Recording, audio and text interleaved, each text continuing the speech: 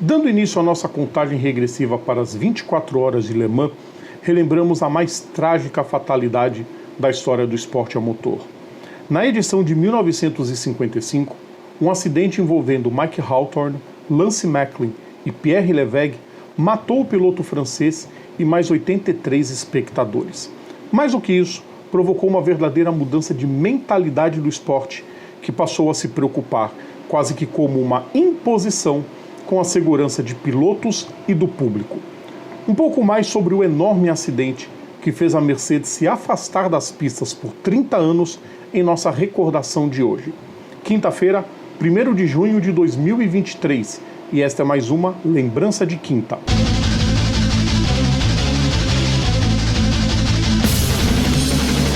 Salve a todos os nossos ouvintes e seguidores, serão todas e todos bem-vindos. Eu sou Rodrigo Vilela e hoje é dia de Lembrança de Quinta, é dia de relembrar mais um momento importante das pistas. Antes de começar, eu reforço sempre o pedido que eu gosto de fazer sempre para vocês: deixem o like dos nossos vídeos, compartilhem nosso conteúdo, inscrevam-se no nosso canal e ativem as notificações. No dia 11 de junho de 1955, as 24 horas de Le Mans chegavam à sua 23ª edição, tendo a Mercedes de volta à disputa.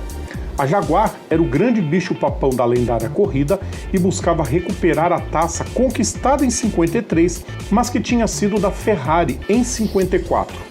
Os britânicos depositaram suas esperanças em Mike Hawthorn e Ivor Bueb, enquanto Juan Manuel Fangio e Stirling Moss formavam a principal dupla das Flechas de Prata. Alfred Neubauer, chefe da equipe alemã, faria sua corrida de despedida e queria a vitória a todo custo. Para isso, traçou sua estratégia baseada no jogo de equipe em prol de Fangio e Moss, meio que sacrificando outro carro pilotado por John Fitch e Pierre Levegh.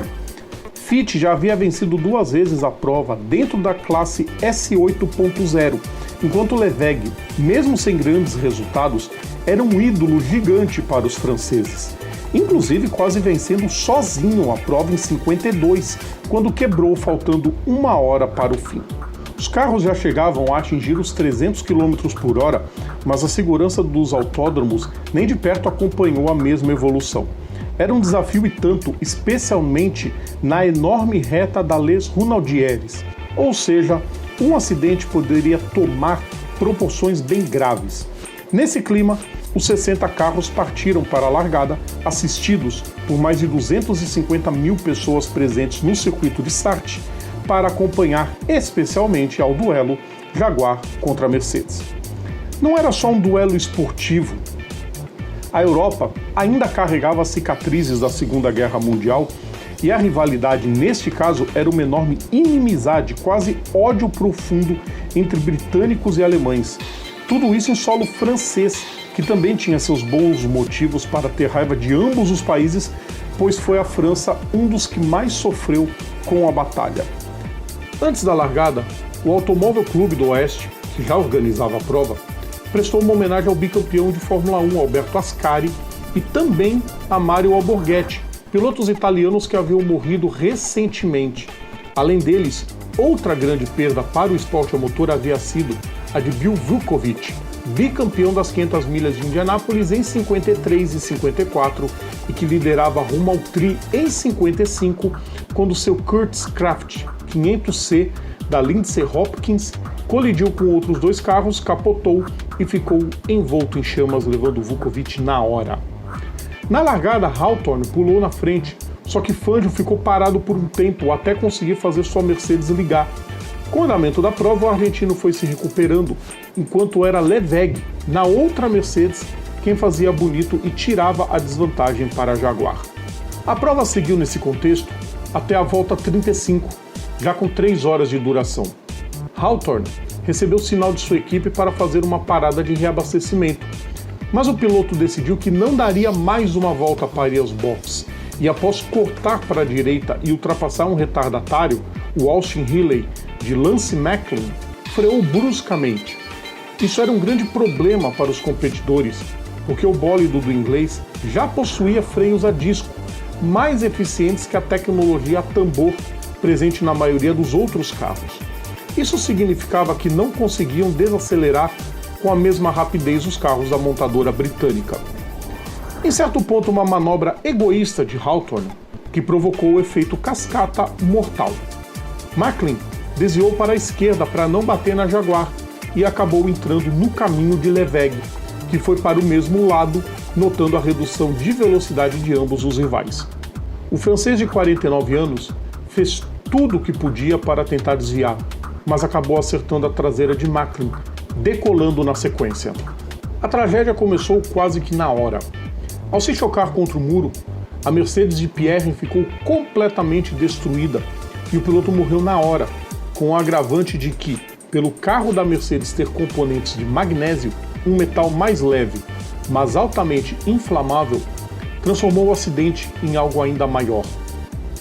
Algumas partes do veículo, como o eixo dianteiro e o bloco do motor, se soltaram e voaram em direção às arquibancadas, em altíssima velocidade, quase que como uma guilhotina na horizontal, atingindo os espectadores.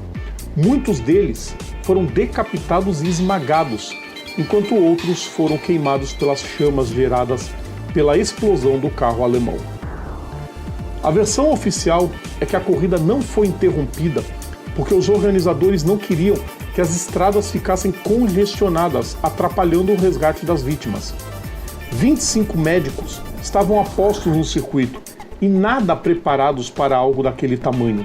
Em um cálculo rápido, era uma média de um médico para cerca de 8 vítimas do acidente, sendo fatais ou não. A prova prosseguiu enquanto as vítimas eram levadas. Fangio e Moss já haviam tomado a dianteira de Hawthorne e Boeb e haviam enfiado 2 voltas de vantagem quando, depois de muito resistir à pressão, Neubauer enfim deu a ordem para que Moss recolhesse o carro e a Mercedes abandonasse a disputa. A Jaguar foi pressionada a fazer o mesmo, mas os britânicos não deram ouvidos e rumaram para a vitória. Completamente alheios ao que tinha acontecido na corrida, Hawthorne e Boeb comemoravam com champanhe no pódio, em uma atitude que provocou a ira dos franceses. Toda a carga da Segunda Guerra Mundial explodiu nas acusações, assim que a busca pelos culpados começou, e claro que muitos culparam Lavegh, que estaria velho demais para guiar um carro tão rápido. Fangio sempre defendeu o francês e sempre lhe foi grato pelo resto da vida de ter sido avisado da redução de velocidade de Pierre para evitar a colisão.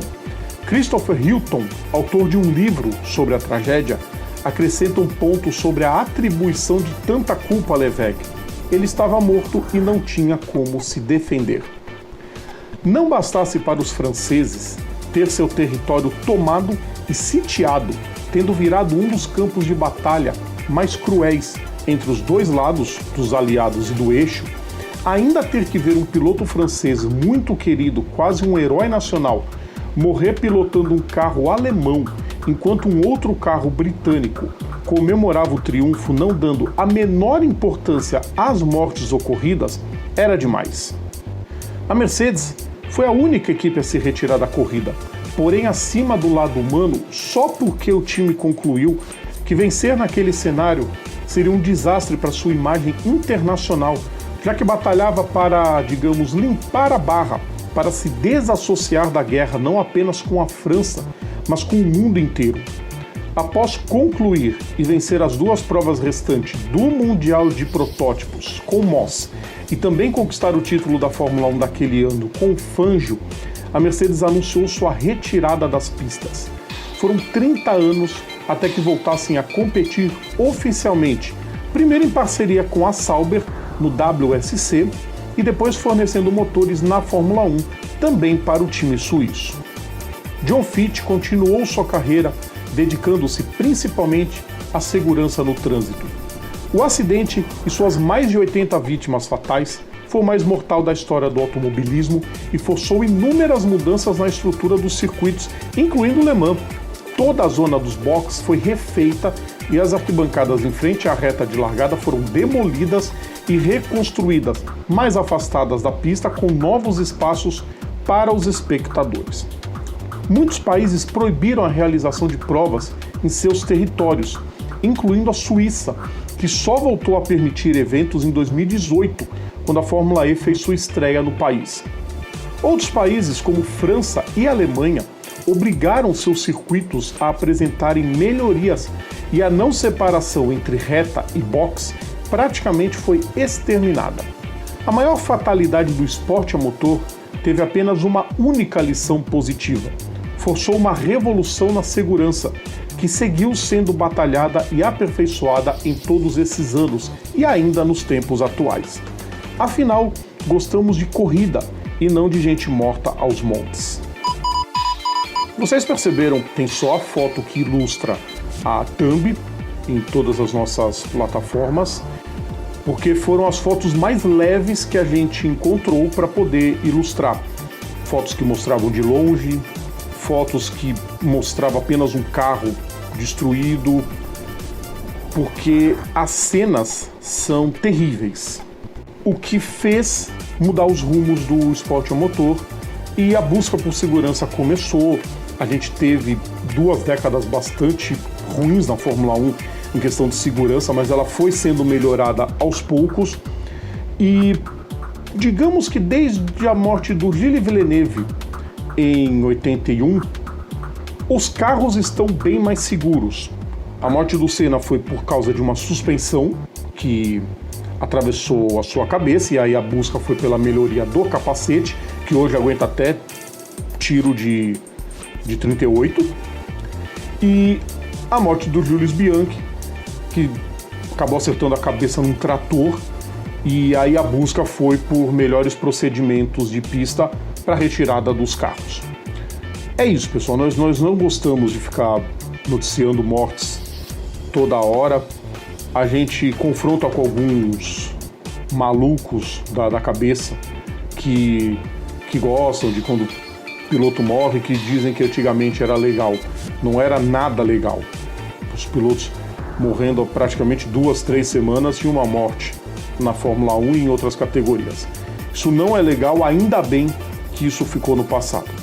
Quinta-feira tem mais um grande momento das pistas. Quinta-feira que vem o quadro volta, tá, pessoal? Lembrando sempre, nosso conteúdo tá no YouTube, tá nas plataformas digitais ou então assinando o nosso feed is.gd/programa Papo Veloz.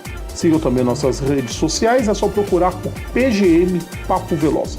Um grande abraço a todos e amanhã tem aquecimento. Tchau!